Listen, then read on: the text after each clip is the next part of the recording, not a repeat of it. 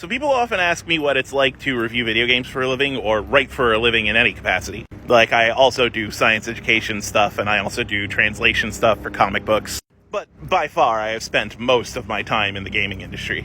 And while, yeah, there are good parts about it, I really have to stress this to everyone who has an idea about any dream job ever. A job is a job. It is super cool that I get to play a lot of different video games, write about them, experience them in new ways. But also, this means that my video game playing time isn't under my control anymore. If my editor tells me, play this game, finish it within 2 days, and write about it, and that game is like this big, sprawling, open-world game where, like, you're supposed to take your time and play it over a number of weeks, I just don't get to experience it like that. I just have to grit my teeth and get through it.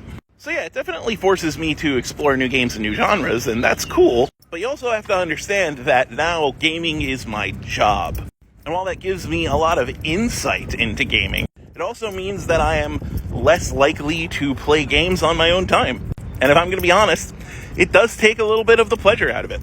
But, you find new pleasure in it. You find the pleasure you would find doing a good job. And you can kind of see this in my save files, because I'll usually have a for work save file and a for pleasure save file. And my for work save files will, be rocketing through games as quick as I can to write about it as fast as I can.